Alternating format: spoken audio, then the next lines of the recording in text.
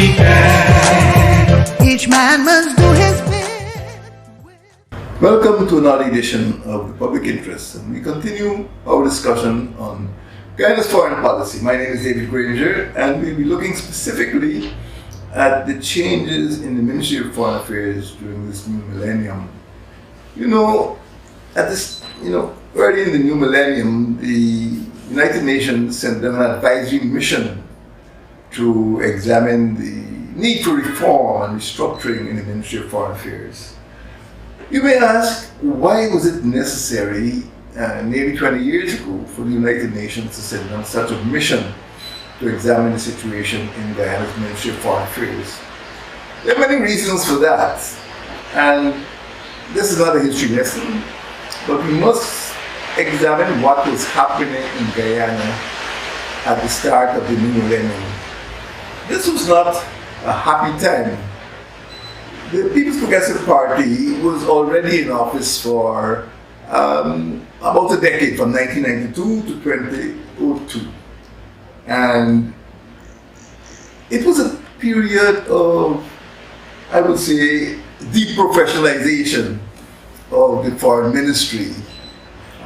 There were some very bloody scenes. I was personally told of a story by the Governor General of a foreign country, in which his son-in-law was married to a Guyanese diplomat, and that diplomat was given 72 hours. This is an ambassador, given 72 hours to quit the country. Children in school, rent to be paid.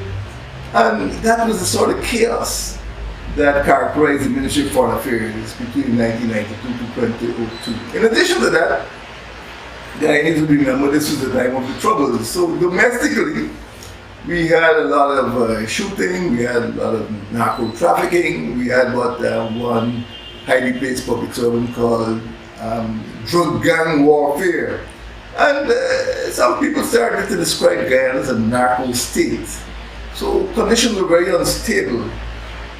And worse still, I think the greatest diplomatic disaster occurred in the maritime zone when the Surinamese Navy expelled the CGX petroleum exploration platform.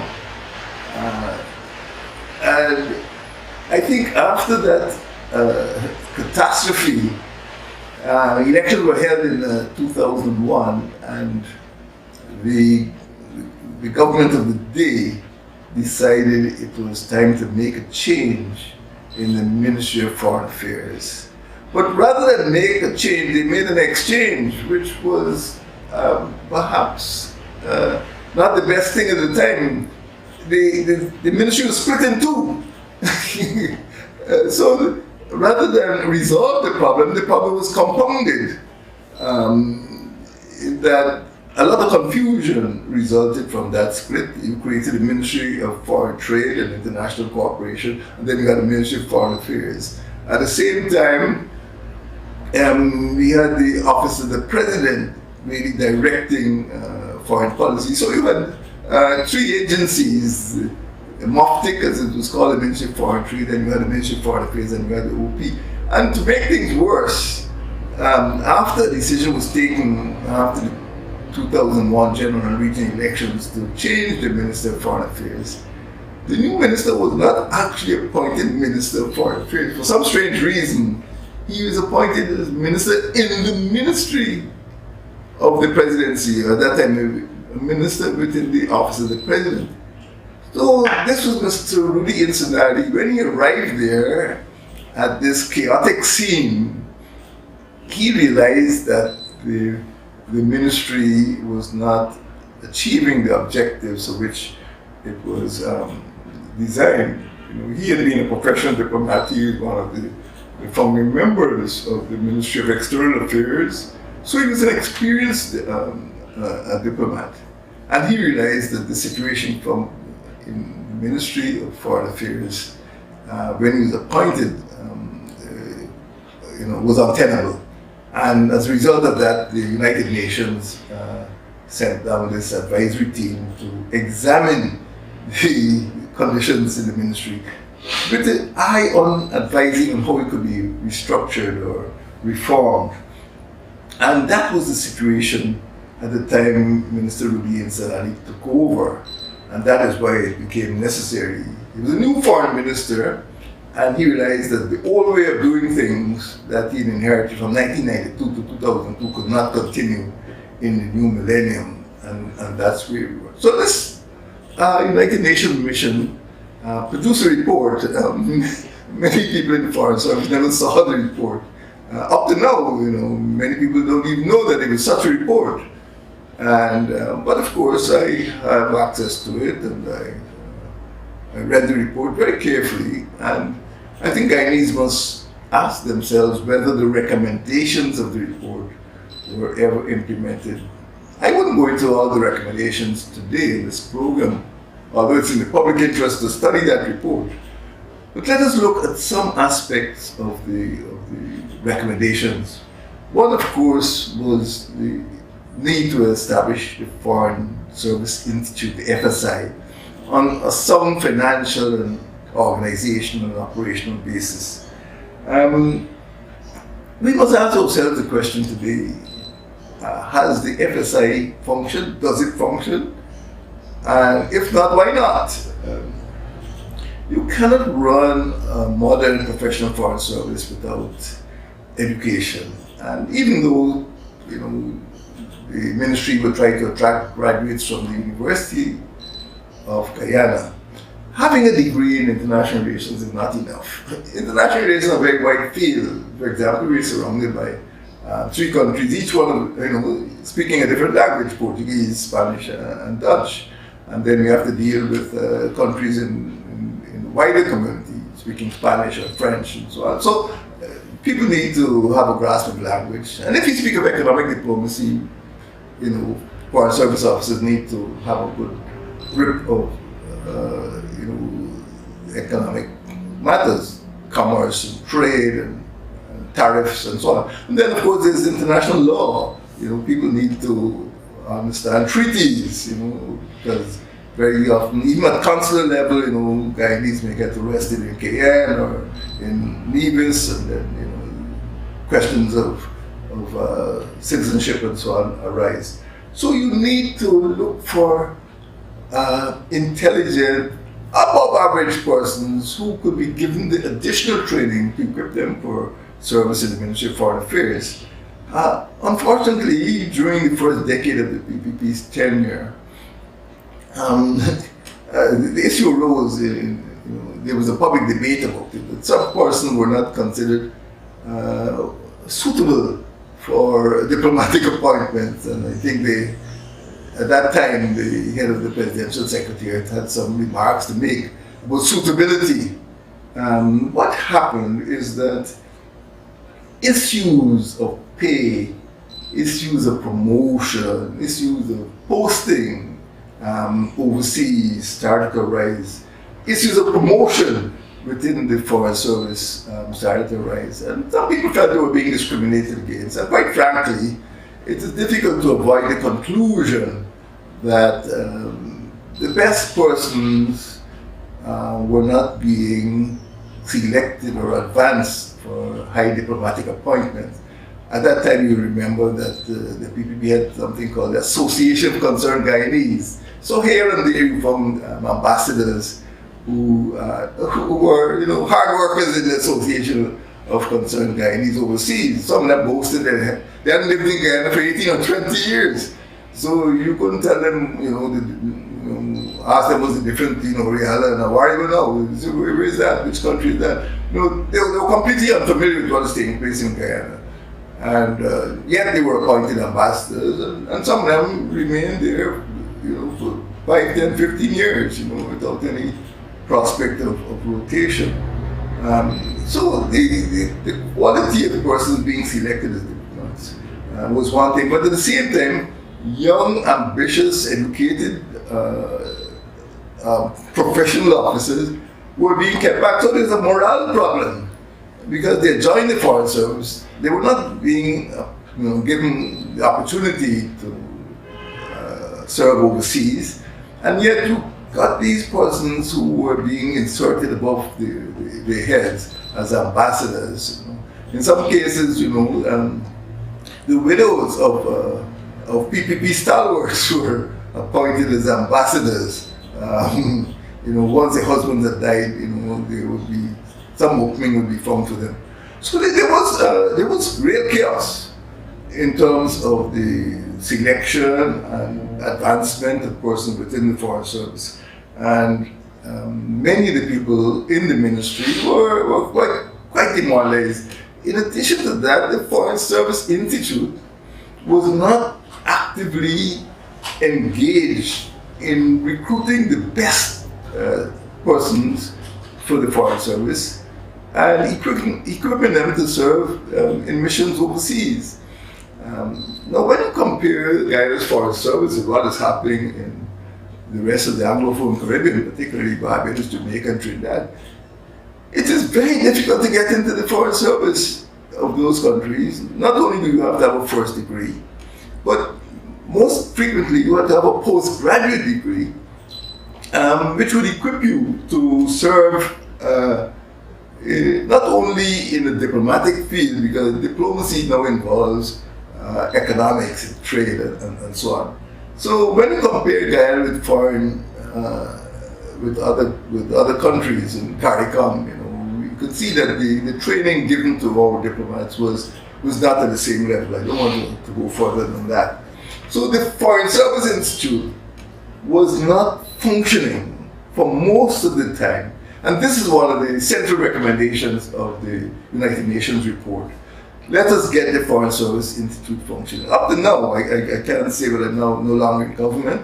I can't say the Foreign Service Institute is functioning. But what I would recommend to you, my friends, if you have any influence, try to persuade the powers that be to make the Guyana Foreign Service Institute a real academic institution. I don't want to go back to my old hobby horse about the Bertram Collins College of the Public Service. You can't have trained public servants without a public service staff college.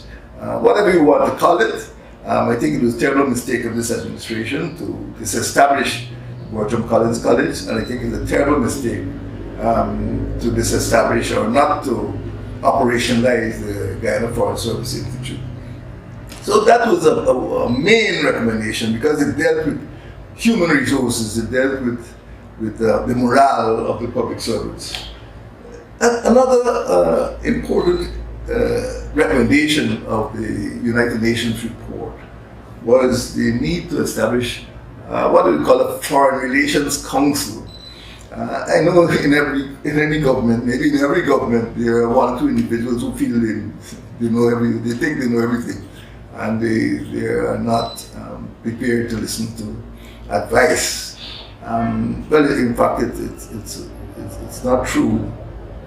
People at governmental level need the advice of professionals, of academics, of public servants, of business community. Now, Guyana does not really have think tanks, They have tanks, but there's not much thought given to the issues. There's not much research. And it's a pity, because there are several distinguished persons, ambassadors and ministers who passed through the Ministry of Foreign Affairs, who have written critically, some maybe not so critically, but there are books by Sriyat Ramphal, by William Sinali, by Rashid Jackson, Cedric Joseph, other books which contain a tremendous amount of information, not only historical information, but information which we need today, because, for example, Cedric Joseph has done one of the best works I've ever seen on the Guyana-Venezuelan controversy. And we're still involved with the Guyana-Venezuelan controversy. So young students, in the Foreign Service Institute, researchers need to be familiar with the works of these former ministers, Sinali, Jackson, Ramphal, and so on, if we are to understand what we need to do in the future. So the Foreign Relations Council brings together academics, it brings together officials, it brings together civil society, it brings together professionals who could really rigorously research and advise on Guyana's foreign policy. Sometimes you get the impression that somebody wakes up one morning and says, oh, let's open the embassy there or let's send a delegation there, without giving it much thought.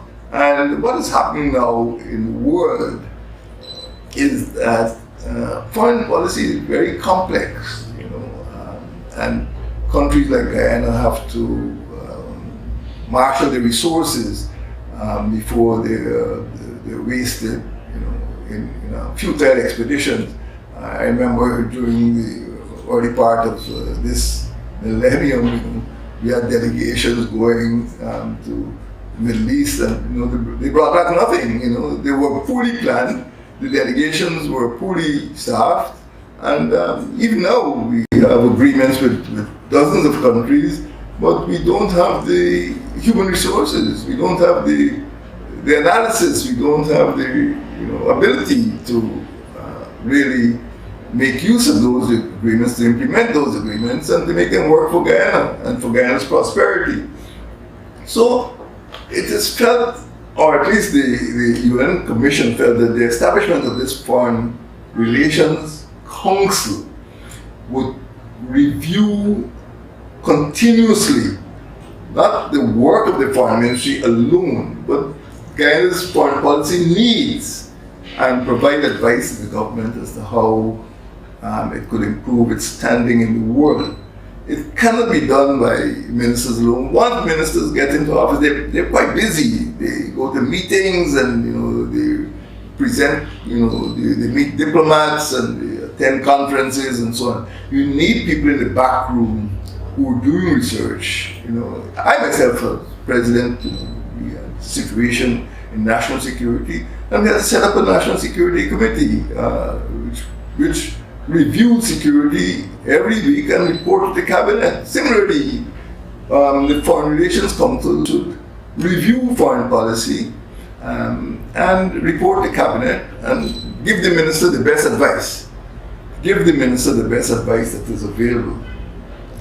My friends, when we're speaking about the situation in the world today, it is very, very complex. And if Guyana is to ensure its national interest, we need to have a deep appreciation of what is happening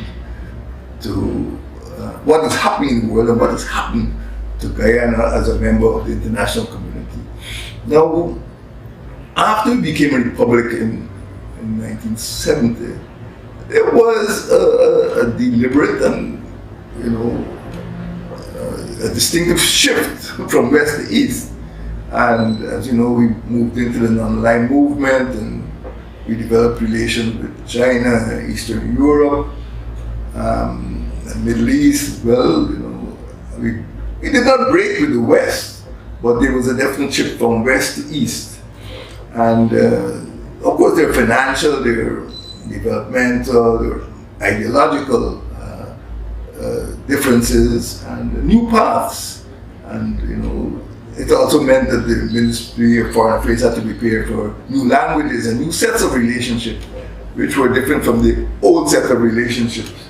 Now, the Ministry of Foreign Affairs has to have the flexibility, the agility to adjust to new conditions. Even here on this continent, our neighbors, there are a lot of changes in Venezuela over the past 20 years or so. There are changes in Brazil, there are changes all over the continent. In the world at large, you have situations, earlier this year there's a huge embarrassment when people seem not to know the difference between the People's Republic of China and the Republic of China. One is China, with which we have relations, we've had relations for several decades. The other is Taiwan, which is regarded as a province of China. It can cause confusion if people don't have a grip or a grasp of, of the relationship between. We had problems already, between North Korea and South Korea, between German Democratic Republic and Federal Republic of Germany, North Vietnam and South Vietnam. Well, some of those problems have been resolved, sometimes by warfare, but at the same time it means that when you're training a diplomat, that diplomat has to be intellectually agile and alert to make sense of the situation, or else we'd end up in some hot water, as happened earlier this year. In addition to that, our diplomacy is expanding geographically and organizationally in terms of international organization, CELAC and ELAC. Well, I don't think many, the man in the street would really understand the difference. What does OAS do, what does UNASUR do, what does MERCOSUR do, what does CELAC do, what does CELA do? And it means that, again, the Ministry of Foreign Affairs has to have a corps of trained diplomats who could find a way among these various organizations. We are a small country, and we must have diplomats who are capable of multitasking, but at the same time they must know to avoid the pitfalls in international relations. So on the one hand, you have the extension of diplomatic relations into Eastern Europe, into Eastern Asia, into the Middle East, and on the other hand, you had an intensification of relations, not only the non-aligned movement, but also all of these other international organizations, apart from the Commonwealth, United Nations, and so on. So this picture is extremely complex, and you cannot send young men and women into the field of international relations without giving them a sound grounding in something like the Foreign Service Institute, and at the same time getting them to understand the complexities of foreign policy. So my friends, these are some of the recommendations, but a very important recommendation of the United Nations mission that should not be overlooked is the need for a plan, a strategic plan. Few ministries, if any ministry at all, could operate an annual budget. Even the Ministry of Public Works, if you're building a highway, the highway doesn't come to an end on the 31st of December. And similarly, the Ministry of Foreign Affairs, you can't plan on an annual basis. Foreign affairs is a continuous process, and you have to plan at least on a decennial basis, as I proposed at the start of 2020, this decade of development. So you need, my friends, multi-year plans, at least for 5 years or even longer. In other words, you need a strategic plan. And I'm not sure that the Ministry of Foreign Affairs, I may be wrong, I'm not sure the Ministry of Foreign Affairs has such a strategic plan. Now, we belong to the Caribbean community. It is our closest, Guyana is the headquarters, or hosts the headquarters of the Caribbean community.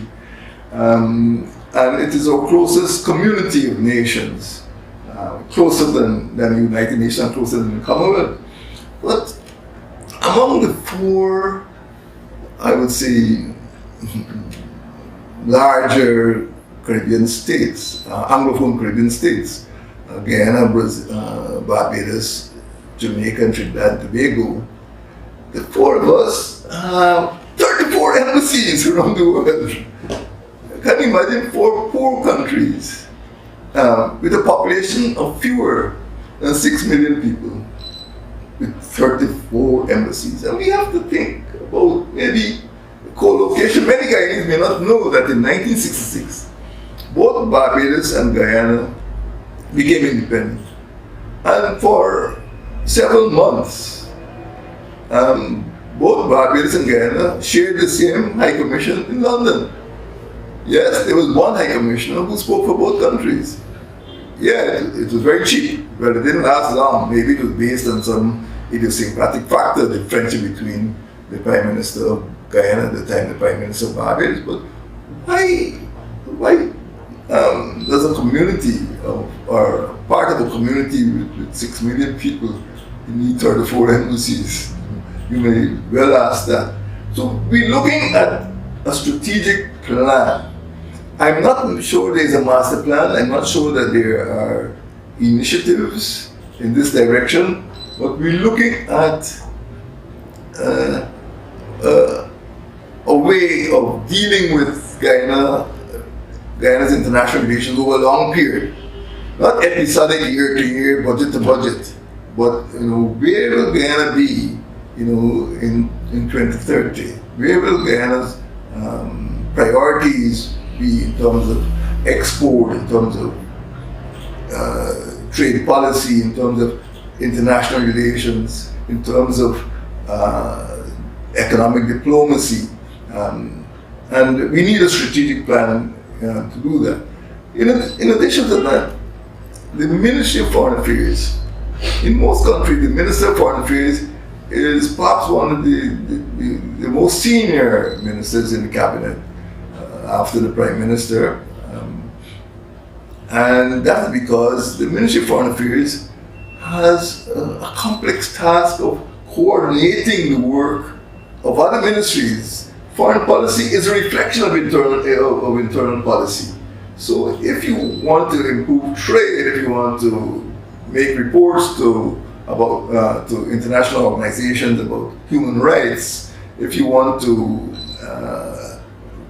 project a positive image of your country, the Ministry of Foreign Affairs is critical. I know all the ministries are important, but the Ministry of Foreign Affairs has to enjoy the prestige and among the other ministries in order to pull the Ministry of Legal Affairs in, pull the Ministry of Home Affairs in, so that when Guyana presents a position in the international organization, international forum, it speaks for the whole nation.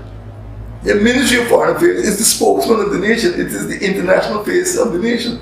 So there must be some coordinating agency, and that strategic plan must recognize the preeminent role of the Ministry of Foreign Affairs in presenting economic and human resources and infrastructure and communication.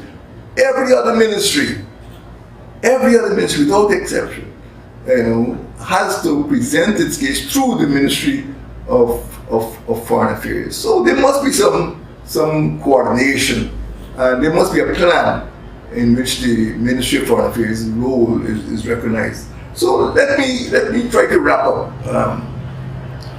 what I've been saying over the past few minutes. The United Nations mission, I'm not saying it's a Bible, it's not a text without certain imperfections, but 20 years ago, it at least gave us a sort of blueprint for foreign relations. And I would ask the government to re-examine that blueprint and update it and ensure that the recommendations are implemented. Most important, of course, is putting the Foreign Service Institute on a sound financial and operational footing. We must have diplomats who are given that additional postgraduate training if they are to serve the interests of this republic.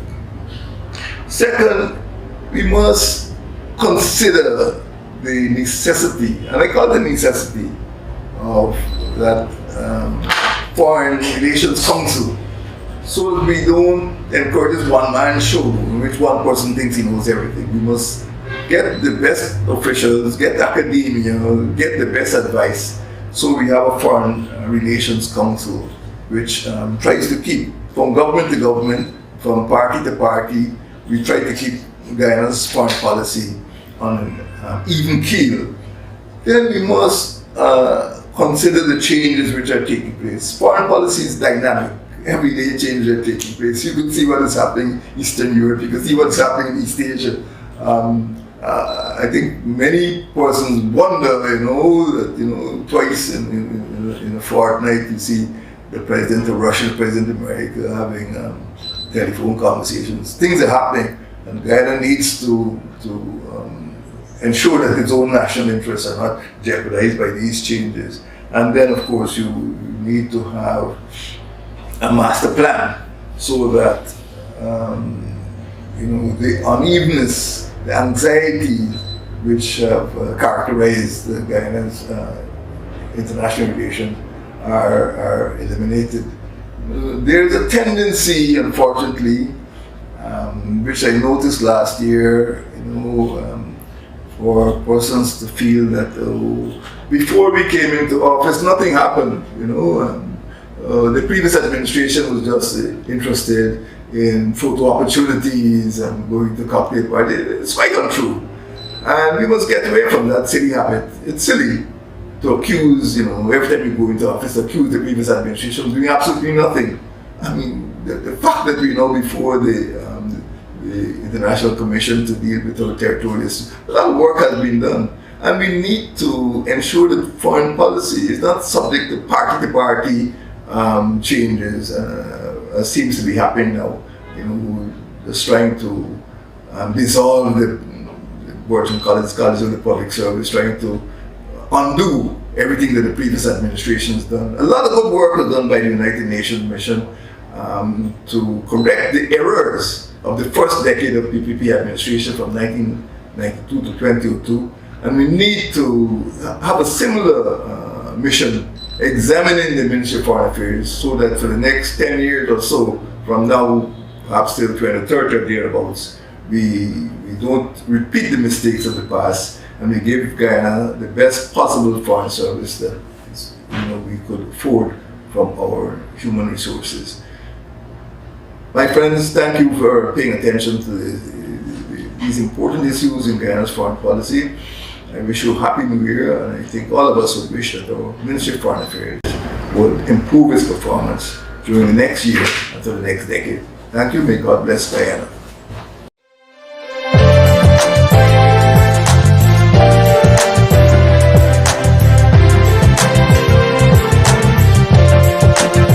Let us cooperate for the young. Let us cooperate for our land. Let us resolve to work together. See we do it right together. Can we do it? Yes, we can. Each man must do his